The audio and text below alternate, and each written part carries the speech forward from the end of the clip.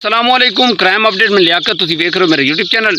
शेखूपुरा थाना फिरोजवाला दी हदूद दे विच एक बड़ा अफसोसनाक वाक़या होया है कि एक बंदा बकरियां चरा रहा, ओदी नज़र एक इंसानी पैर ते पई, लत्त ते पई। उन्हें जदों देखिया है वो बंदा हक्का बक्का रह गया। उन्हें 15 ते कॉल की, बाद दे विच पुलिस आई और पुलिस ने की तहकीकात कीतियां। एक अंधा कतल है सी जिसनूं पुलिस ने ट्रेस किया और ये जोड़े मुलजिम है सी, कातिल है सी, उन्होंने किस तरीके दे नाल उन्होंने गिरफ्तार किया।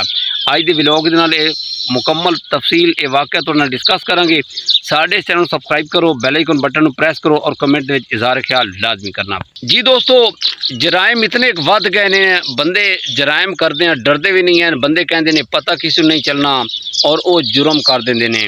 और एक कहावत ही है, असी सुनते आ रहे हैं कि कतल जड़े ने वो छुप नहीं सकता। ये वाक़े कुछ इस तरह है कि एक बंदा बकरियां लई वदा थाना फिरोजवाला दी हदूद दे विच।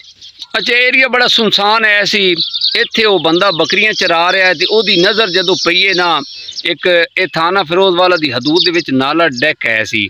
उत्थे वो देखिया ना कि एक लत्त लटकी हुई है सी जनाब।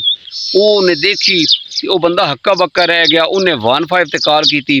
थोड़ी देर बाद ना उत्थे पुलिस आ गई। पुलिस ने जदों चेक किया, उन्होंने देखा कि ये जी टंग है एक औरत दी है। उन्होंने लेडीज़ कांस्टेबल भी उन्होंने हायर किया और उत्थे खुदाई शुरू की।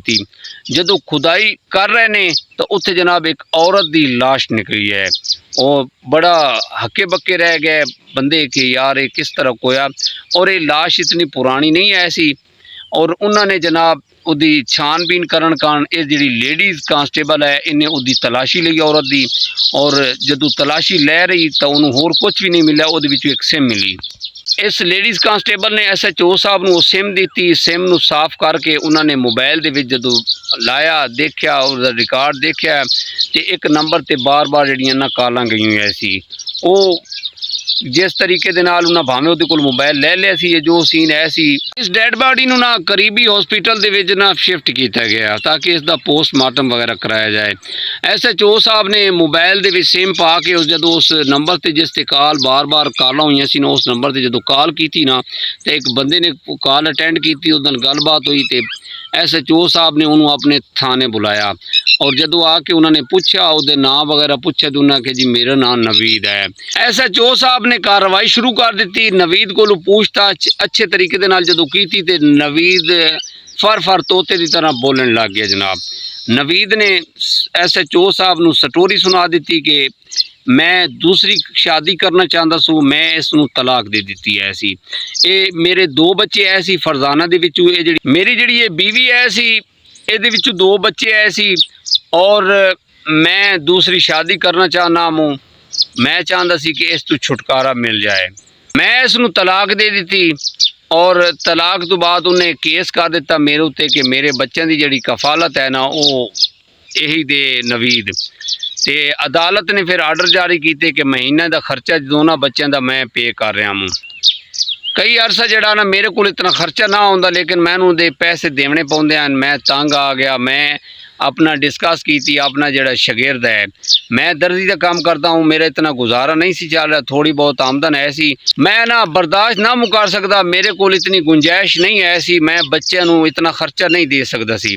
मैं अपने जड़ा मेरा शगिर्द है सी वो रईस उसका नाम है सी, उस मैं मशवरा किया क्यों ना कि मैं ये को छुटकारा पावां। ਉਹਨੂੰ मैं नाल लिया, इसनूं कालां कीतियां, धोखे दे नाल असां इनू इस जिहड़ा थाना फिरोजवाला दी हदूद है ये एरिया जिहड़ा ना सानूं सुनसान लग्या। इस एरिए दे विच सानूं कोई ऐसे बंदे झाड़ियां वगैरह ऐसी असां इनू धोखे दे नाल बुलाया। रईस और मैं रल के इसका गला दबाया, गला दबा के ना असां इनू मौत दे घाट उतारिया तो फिर इसनूं असां उत्थे दबा दिता, दबा के ताकि जिहड़ा ना ये सबूत जिहड़ा ना वो ना मिले। सबूत मिटाण कारण असां उत्थे गड़ा खोद के उसनूं उत्थे दफना दिता। फिर असां अपने धंधे लग गए। SHO साहब ने सारी स्टोरी सुना दी। SHO साहब ने इसनूं गिरफ्तार किया और बाद दे विच जिहड़ा इहदा शगिर्द है सी रईस उसनूं गिरफ्तार किया। इन्हां नूं जुडिशल करके चलान कर दिता। देखने कि अदालत हुण इन्हां नूं की सज़ा सुनाइंदी है। दोस्तों, बंदे जज्बात दे विच आके बड़े कुछ फैसले कर जांदे ने, जिवें इस नवीद ने कीता है। ਆਪਣੀ ਦੂਸਰੀ ਸ਼ਾਦੀ ਕਰਨ ਦੇ ਚੱਕਰਾਂ 'ਚ ਆਪਣੇ ਜਿਹੜੇ ਬੱਚੇ ਆਏ ਸੀ ਉਨ ਬੱਚਿਆਂ ਦੀ ਕਿਫਾਲਤ ਤੋਂ ਬਚਣ ਕਾਰਨ ਜਿਹੜੀ ਅਦਾਲਤ ਨੇ ਆਰਡਰ ਦਿੱਤੇ ਹੋਏ ਸੀ ਕਿ ਜਨਾਬ ਤੁਸੀਂ ਇਹਨਾਂ ਦਾ ਖਰਚਾ ਜਿਹੜਾ ਨਾ ਮਹਾਨਾ ਦੇਣਾ ਹੈ, ਉਸ ਤੋਂ ਬਚਣ ਕਾਰਨ ਇਹਨੇ ਇੱਕ ਗਲਤ ਹਰਕਤ ਕੀਤੀ। ਇਸ ਨੇ ਆਪਣੀ ਜਿਹੜੀ ਸਾਬਕਾ ਬੀਵੀ ਐ ਸੀ ਉਸ ਨੂੰ ਮੌਤ ਦੇ ਘਾਟ ਉਤਾਰਿਆ। ਆਪਣੀ ਖੁਸ਼ੀ ਆਪਣੀ ਹਵਸ ਦੀ ਖਾਤਰ ਬੰਦੇ ਕਿੱਥੋਂ ਤੱਕ ਚਲੇ ਜਾਂਦੇ ਨੇ। ਹੁਣ ਨਵੀਦ ਦੇ ਕੰਮ ਤੁਸੀਂ ਦੇਖ ਲਓ, 2 ਬੱਚਿਆਂ ਦਾ ਖਰਚਾ ਜਨਾਬ ਇਹਨੂੰ ਅਦਾਲਤ ਨੇ ਆਰਡਰ ਦਿੱਤਾ ਕਿ ਇਹ ਖਰਚਾ ਤੂੰ ਮਹਾਨਾ ਦੇਣਾ ਹੈ। ਇਹਨੇ ਇਸ ਤੋਂ ਬਚਣ ਕਾਰਨ ਇਹ ਗਲਤ ਹਰਕਤ ਕੀਤੀ। 302 ਹੁਣ ਭੋਗੇਗਾ। ਦੇਖੋ ਅਦਾਲਤ ਇਹਨੂੰ ਸਜ਼ਾਏ ਮੌਤ ਸੁਣਾਉਂਦੀ ਹੈ, ਉਮਰ ਕੈਦ ਸੁਣਾਉਂਦੀ ਹੈ। ਇਸੇ ਪੈਗਾਮ ਦੇ ਨਾਲ ਸਾਨੂੰ ਇਜਾਜ਼ਤ ਦਿਓ। ਆਪਣਾ ਢੇਰ ਸਾਰਾ ਖਿਆਲ ਰੱਖਣਾ। खुदा हाफिज़।